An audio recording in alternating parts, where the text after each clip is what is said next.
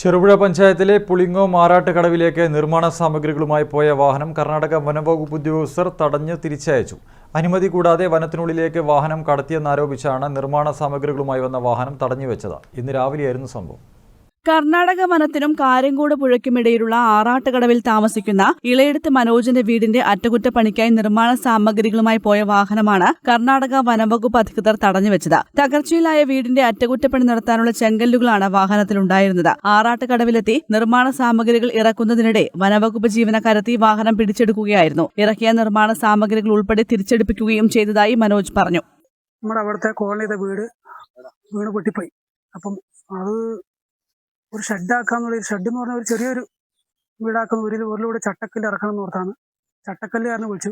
പിന്നെ അതിനു മുമ്പ് ഇവരെ ഫോറസ്റ്റുകാരെ വിളിച്ച് അനുവാദം ചോദിച്ചു. അവർ പറഞ്ഞു കൊണ്ടുപോയിക്കോന്നും പറഞ്ഞു. ജമീലക്കാലത്ത് പറഞ്ഞു. ജമീലക്കാലത്ത് ഫോറസ്റ്റ് പറഞ്ഞു അങ്ങനെയാണെങ്കിൽ നിങ്ങൾ റിപ്പയറിങ് പണിക്കല്ലേ കൊണ്ടുപോയിക്കോന്ന് ജമീലക്കാലത്ത് വിടും ഫോറസ്റ്റ് വിളിച്ചവൻ പറഞ്ഞു. ഇന്ന് രാവിലെ കല്ലും കൊണ്ടുപോയപ്പം കല്ല് കോളനിയിൽ എത്തുന്നു. അന്നേരമൊന്നും കുഴപ്പമില്ല. കല്ല് ഒരു 3/4 ശതമാനം അവിടെ ഇറക്കി കഴിഞ്ഞപ്പോഴേക്ക് ഫോറസ്റ്റുകാർ വന്ന് വീണ്ടും അതേ ലോറിയിൽ തന്നെ അവർ നിരുപാധികം ആ കല്ലും എടുത്ത് തിരിച്ച് ഇവിടെ ഈ ജാഗ എന്ന് പറഞ്ഞ വീട് പോലും കെട്ടാൻ സമ്മതിക്കാൻ പറ്റൂല എന്ന് പറഞ്ഞ് അവർ ഡോക്യുമെന്റ്സ് വയ്ക്കുന്നു.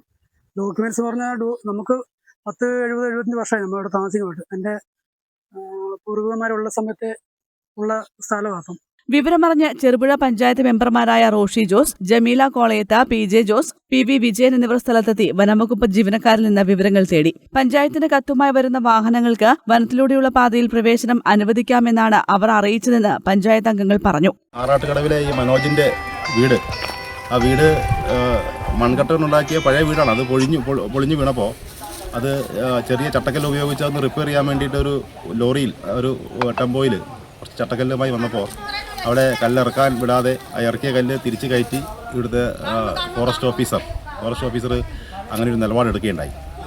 അപ്പോൾ വണ്ടിയുടെ ചാവി ഊരിയെടുക്കുകയും അവരെ വല്ലാതെ ചീത്ത പറയുകയൊക്കെ ചെയ്യുന്നൊരു സ്ഥിതി ഉണ്ടായി.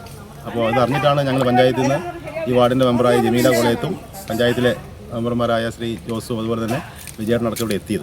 നിലവിൽ ആറാട്ടുകടവ് ഉൾപ്പെടെ വനാതിർത്തിയിലുള്ള ചെറുപുഴ പഞ്ചായത്തിന്റെ പ്രദേശങ്ങളുടെ ഉടമസ്ഥതയിൽ കർണാടക വനവകുപ്പ് അവകാശമുന്നയിച്ചു വരികയാണ്. അതിനിടെ ഉന്നതിയിലെ കുടുംബങ്ങളെ അവിടെ നിന്നും മാറ്റിപ്പാർപ്പിക്കാനുള്ള പുനരധിവാസ പാക്കേജ് പ്രഖ്യാപിക്കുകയും ഇവർക്കായുള്ള വീടും സ്ഥലവും പെരുങ്ങോം വില്ലേജിൽ അനുവദിക്കുകയും ചെയ്തിട്ടുള്ളതാണ്. എന്നാൽ പദ്ധതി പാതിവഴിയിൽ നിലച്ചതിനാൽ ഇവിടെയുള്ള കുടുംബങ്ങൾ ഇപ്പോഴും ആറാട്ടുകടവിൽ തുടരുകയാണ്. ഇവർക്ക് പുറം ലോകവുമായി ബന്ധപ്പെടാനുള്ള ഏക മാർഗമാണ് മുണ്ടറോട്ട് റേഞ്ചിലൂടെയുള്ള വനപാത. ഇതിലൂടെ വാഹനങ്ങൾ കടത്തുന്നതിന് കർശന നിബന്ധനകളാണ് കർണാടക വനംവകുപ്പ് സ്വീകരിച്ചു വരുന്നത്.